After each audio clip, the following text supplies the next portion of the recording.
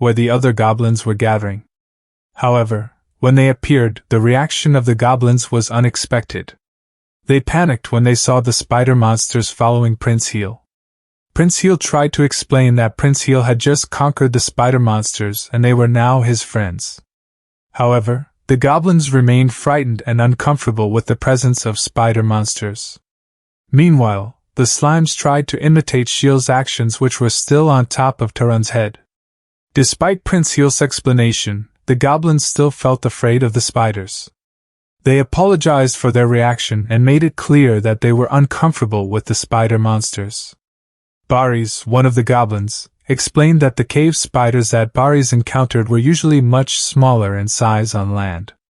Baris mentioned that a normal cave spider on the continent is about the size of his own waist, which is already quite large. Baris also explained that cave spiders are ferocious creatures, possess powerful venom, and often create very strong and elastic webs. Goblins themselves often live in caves, and they often see the skulls of humans and monsters that have fallen victim to the cave spiders.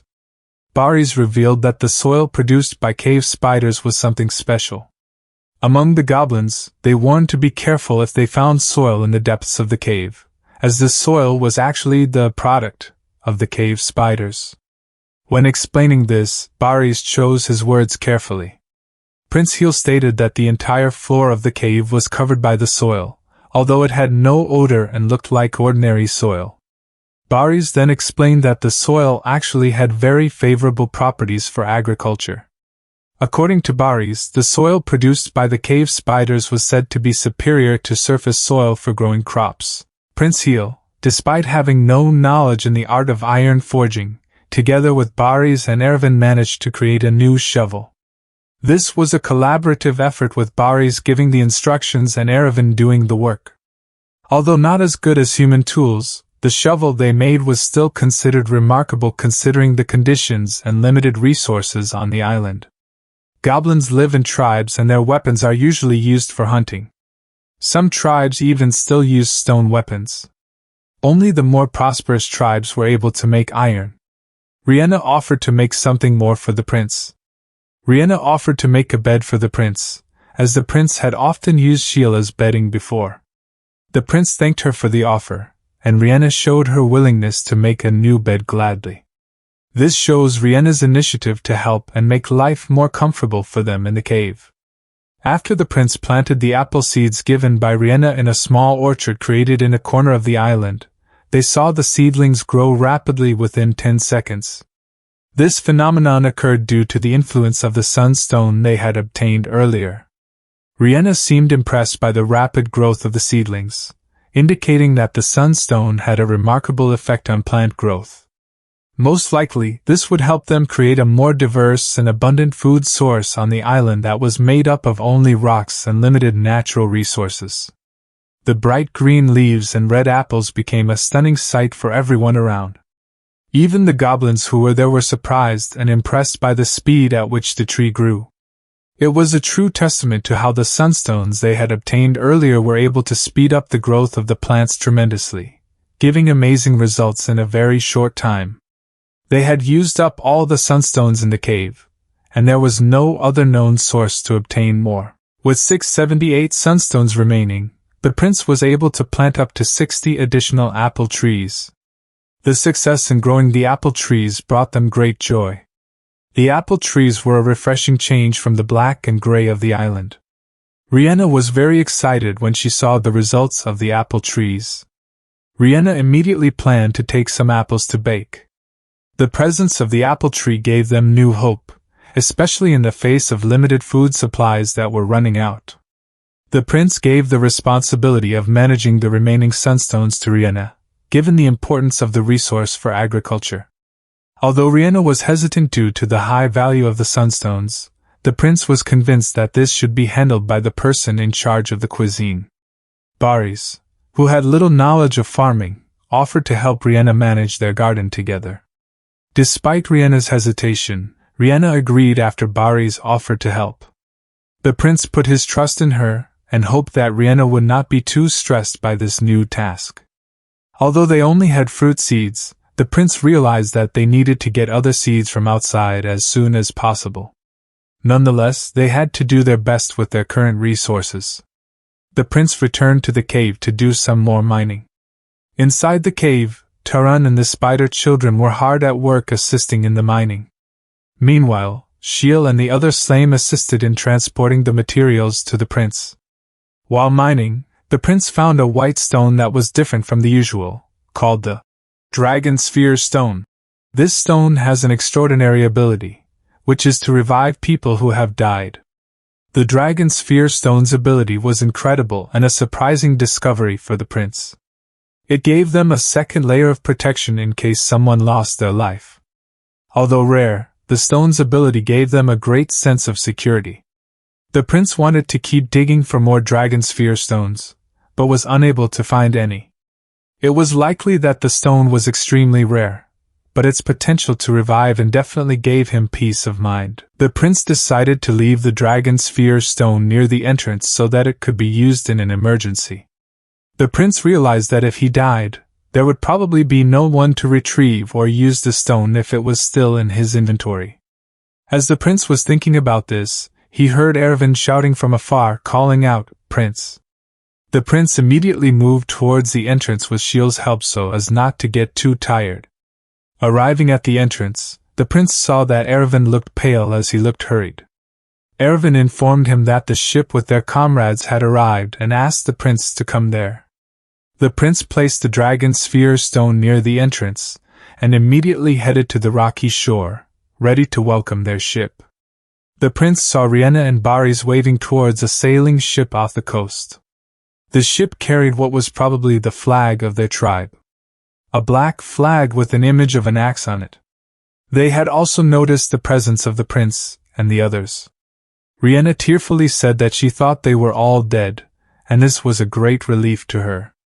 Baris and Ervin were also crying in happiness. Ervin even mentioned that his son was also on the ship. Of course, Ervin would want to reunite with his son immediately. The prince suggested that Ervin use the prince's boat to meet the ship, as it would be dangerous for the ship to stop too close to shore. The prince gave gems and precious stones from his inventory to Ervin as a parting gift. The prince believed that the gift would help the burdened tribe start a new life, no matter which continent they were on. When the prince stated this, the goblins were surprised to hear it. They seemed confused by the prince's explanation that offered a chance for their tribe to start a new life in a place closer to society. Suddenly, Ervin gave an unexpected reaction.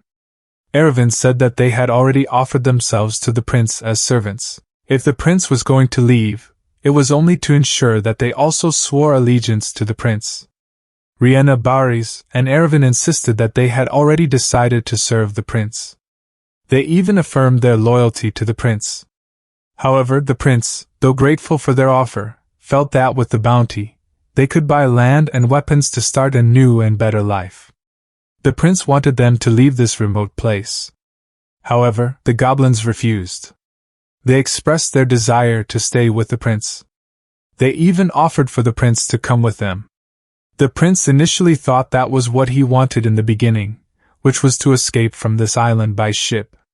But now, living elsewhere was unimaginable to him. Rihanna then said that they didn't want to leave either. Ervin and Baris agreed. They, like the prince, wanted to stay. Although they could leave and live in luxury, they chose to stay with the prince. The prince was touched and moved as this was a very different experience for him. The prince had always felt lonely because his family hated him, but now there were people who wanted to stay with the prince. With tears in her eyes, Rihanna expressed her gratitude for their kindness. But the prince watched in horror as a huge wave hit the ship and capsized it. The wave caused almost the entire crew to fall into the water, most of whom could not swim. Ervin, Rihanna, and Baris looked panicked at this situation. They didn't know what to do. However, Rihanna single-handedly ran to the boat and shouted that they could save the people by using the boat. The prince realized that they would not be able to save all the goblins with the small boat. Without any special features that could help in this situation, the prince decided to use the crystals still stored in his inventory, which had already reached the number 8879. Without hesitation, the prince took out a crystal from his inventory.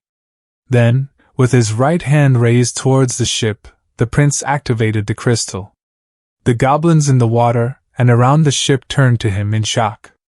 There was hope that this magical power could save them from the looming danger. The prince, faced with an emergency situation, made a quick decision. Seeing the gravity of the situation, the prince decided to use the power of the crystals that had accumulated in his inventory, reaching an astonishing number of 8,879. In a panic, Erevan asked the prince, trying to understand what was going on.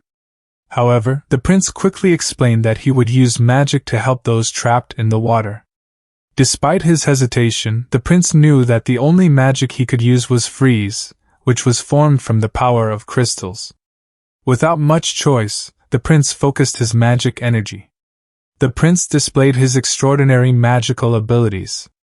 From his right hand, a stream of cold white air rushed forward, freezing the water and surrounding the capsized ship. The prince and the goblins, including Taran and Shiel, prepared to evacuate those trapped in the water. They ran on the ice formed by the freeze magic. Taran helped the goblins who slipped on the ice by carrying them on his back towards the capsized ship. Once there, the prince immediately gave instructions for Taran and the cave spiders to shoot their webs into the water. The floating goblins immediately grabbed the webs in hopes of being rescued.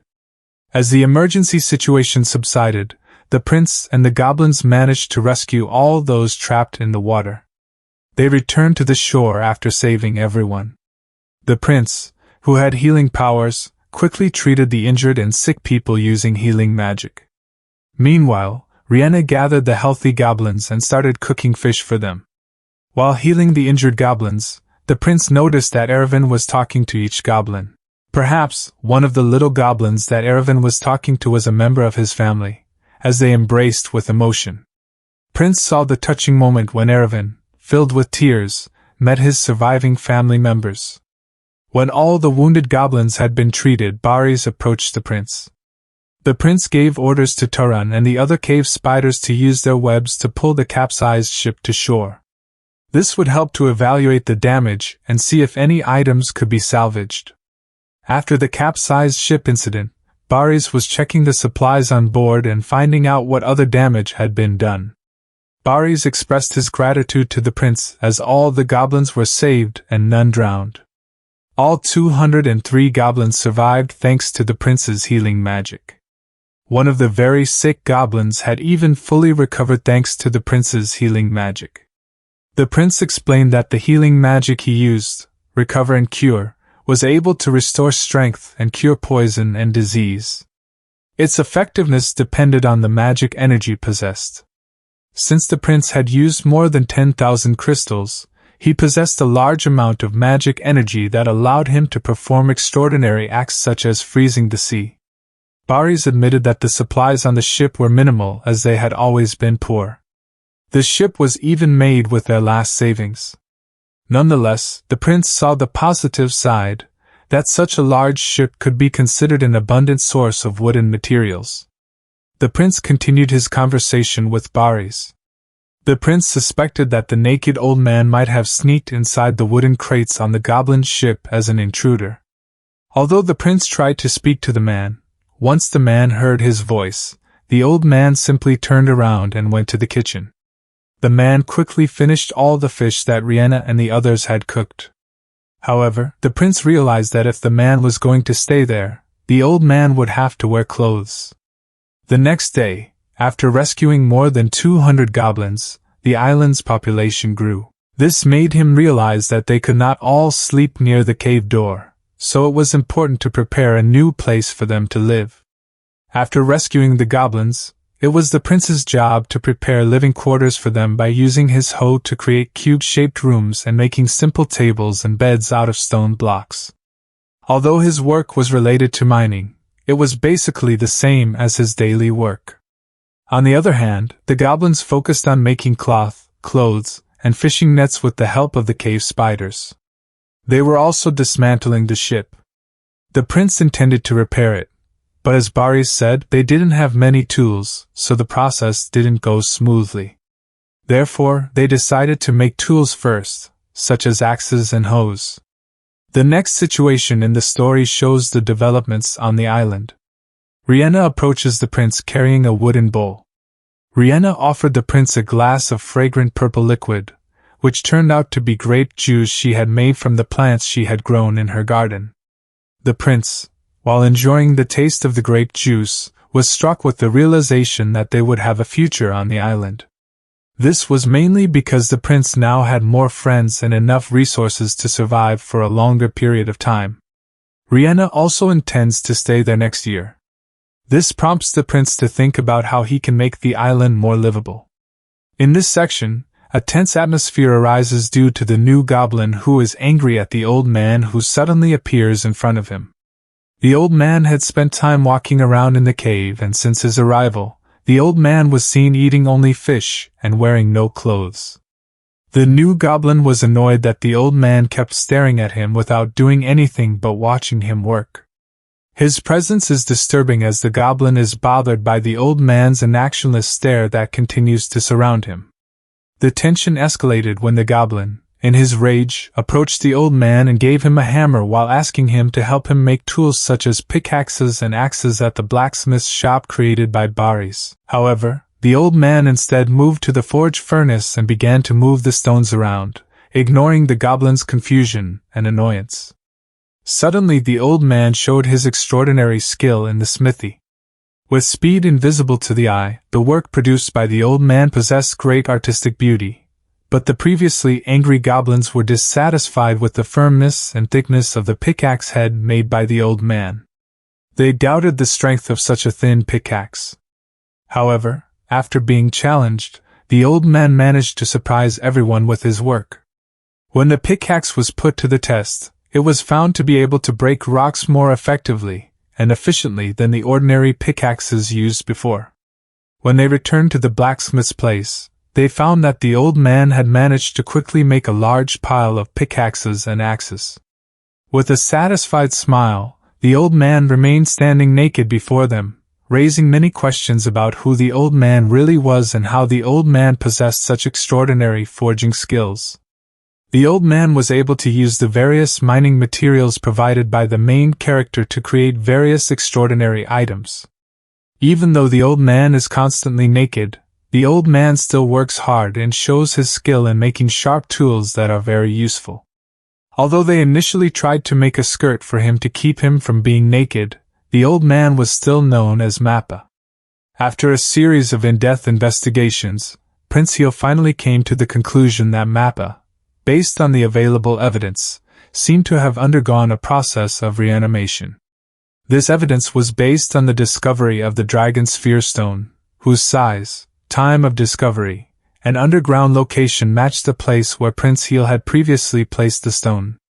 Finally, the protagonist and his friends continued to work hard in excavating the cave. Mappa helped them with the tools he had made and also involved many animals and creatures he had taught to help in the excavation. However, when it came to the wealth of materials stored in the protagonist's inventory, there was one disturbing thing. Over a period of time, most of the materials had increased in quantity, but one thing that puzzled him was the fact that Prince Heel had yet to find another Dragon Sphere Stone. This may not seem like a big deal, but it does cause uncertainty in certain situations. In this part, the main character found a surprising small cave in the middle of his excavation. The cave had white walls that measured about 3 meters in height and 6 square meters in area. Upon entering, the protagonist finds the floor and walls of the cave made of white marble with small blue glowing stones scattered around. At the back, there was an altar with a golden stone on it, probably as an inscription. The protagonist used his inventory to collect the fallen stones. Most of them were just ordinary stones, but while Prince Heel was collecting the blue glowing stones, Prince Heel found stones with unknown names, Heart Stone and Ascension Monster Stone, in a small cave. The Heart Stone is used to create and transform puppets, while the Ascension Monster Stone is used to allow monsters to evolve. The protagonists were unsure about the concept of monster evolution and how it affected their lifespans. However, Prince Heel realized that with the ability to change body shape, Prince Heel might not have to worry about Rihanna's lifespan anymore. Despite finding the Ascension Monster Stone, the main character felt uncomfortable with the idea of changing one's body. Prince Heel decided to leave the room and return to the entrance to tell his friends about the discovery. Upon returning, the protagonist, along with Baris, Aravan, Rihanna, and Mappa, gathered around a pile of shining stones. They discussed the discovery of the Heart Stone and the Ascension Monster Stone, but none of them are familiar with the concept of making puppets or changing the shape of monsters. The protagonists decide to do their own testing and then talk about other topics that the protagonists want to convey to them. Baris reveals that some monsters, such as hobgoblins and leaf goblins, are the result of evolution. Hobgoblins were once ordinary goblins who wanted more power to fight humans. They used this evolutionary stone to change their physique to become bigger and stronger like orcs. While leaf goblins are the result of goblins who want to survive in the deep forest, so they evolved to have hair that resembles leaves for the adjustment of the environment. Later, the main character asks if anyone wants to try the evolution, showing interest and curiosity in the possibility of using the Ascension Monster Stone for positive purposes. This also gives the impression that there are opportunities for certain characters to undergo evolution, but careful consideration is needed due to the effects on the body and lifespan. The situation here shows Rihanna's inability to use magic because as a goblin, her body does not store magic energy. Later, Baris and Aravan showed interest in the possibility of evolution, but they declined the opportunity to give Rihanna the chance they felt was more deserving. Rihanna herself desperately wanted to be able to use magic to become more useful to the protagonist, but Rihanna also felt unworthy of using the precious evolution stone. The protagonist finally tries to convince Rihanna that having magic ability is more valuable than the value of the evolution stone itself. The protagonist wants Rihanna to have the ability and extend her life. This situation shows the effect of using the Monster Enhancement Stone on Rihanna. This action caused a very striking transformation for Rihanna. Rihanna changed from the appearance of an ordinary goblin to a beautiful human woman with pale skin, long black hair, and a graceful body. The reactions of the other characters, such as Baris, Aravan, and the main character, varied greatly. Mappa, who was nearby, fainted in shock and seemed to have gotten nosebleed. This suggests that Mappa is reacting physically to Rihanna's transformation, perhaps due to her stunning appearance. In this scene, the protagonist wakes up after losing consciousness due to seeing Rihanna naked earlier. Upon waking up, the protagonist realizes that Mappa, who also lost consciousness, and Mappa are sleeping on Shiel, one of the slimes.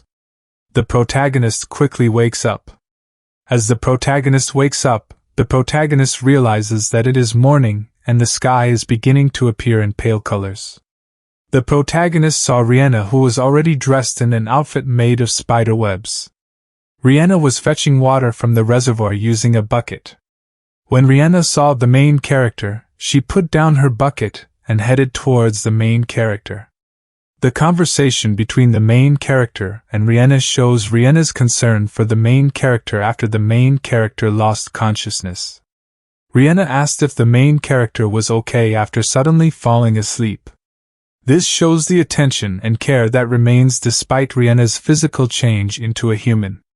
The protagonist states that the protagonist is fine and just feels very tired. This is a moment where Rihanna's transformation into a human has affected the dynamic between them, but their relationship is maintained with the same care and concern as before. Rihanna revealed that although becoming human was not something that was expected, Rihanna was happy with her transformation. Rihanna revealed that before, she didn't really like her old body and felt that this transformation made her more beautiful. The protagonist was surprised by Rihanna's confession about her dislike for her old appearance. This provided a new insight into Rihanna's feelings before the transformation. Although this change was not expected, Rihanna saw it as an opportunity to get better and felt more confident with her new appearance. While talking to the protagonist, Rihanna revealed about her painful personal experience. Rihanna explained that among her many sisters, Rihanna felt that she was not beautiful like them.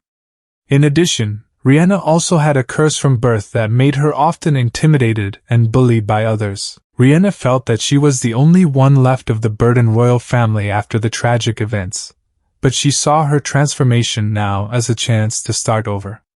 The protagonist felt connected to Rihanna's story because it recalled how the protagonist herself was raised. The protagonist felt a match in similar experiences such as feeling disrespected or considered weak by the family due to ill-considered magical abilities. The proximity of their shared age, 15, also made her feel emotionally connected to Rihanna. Although the two have different backgrounds, there is a common element in their feelings about not feeling valued or accepted by others. Rihanna expressed her gratitude to the protagonist for her dramatic life change. Rihanna emphasized her determination to help the protagonist in any way she could. Although the protagonist was pleased with Rihanna's desire to help her, the protagonist felt confused about how best to respond. The protagonist was not used to words of encouragement or expressions that implied dependency. For him, the relationship with Rihanna and the other goblins is not as subordinates. The main character sees them more as citizens or residents on the island. According to him, everyone should do the best they can, and life on the island can develop well if everyone contributes. This is the main character's view of her relationship with the residents on the island, including Rihanna. After the main character asked Rihanna to continue serving her delicious food, Rihanna became moved and almost cried. However, Rihanna quickly smiled again and promised to prepare the food soon. The protagonist was pleased with Rihanna's positive response. Afterwards, the protagonist taught Rihanna how to use magic, while Aravan taught her how to fight. Rihanna became very enthusiastic in learning new things.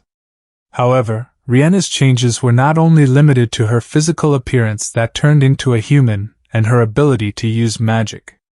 The protagonist began to feel close to Rihanna, who was good at cooking and kind. Rihanna began to mean a lot to him. Although he didn't want to admit it, the protagonist felt an attraction that arose from not getting along with the women in the royal palace before. Rihanna smiled at him as he finished the remaining water in his cup. Baris discussed the island expansion plan with the protagonist. This plan involved expanding the farmland around the island. They considered the need to have more farmland since the resource of sunstones was unlimited. The protagonist realizes the importance of this expansion effort after consuming a delicious apple, realizing that the resources they have are not infinite. Although the protagonist had postponed this plan before, now the protagonist realizes how important it is to have more farmland for the needs of the coming years. However, the protagonist emphasized the principle of sharing that the protagonist had applied earlier, that they should share all the resources they have. In this section, the protagonist begins the process of filling the land in a way that Prince Heel has never done before. The prince uses the knowledge gained from Baris from a book, even though either of them had any direct experience in such a project. Without any large equipment or heavy machinery, the protagonist used the workshop feature in his inventory to create the necessary stone and sand blocks. This process managed to make the pile of rocks reach a height of about 3 meters above the water surface, which surprised the goblins who witnessed it. Although unlike land-filling projects that usually require equipment and people, the protagonist managed to create the basic structure of the land to be filled above the ocean.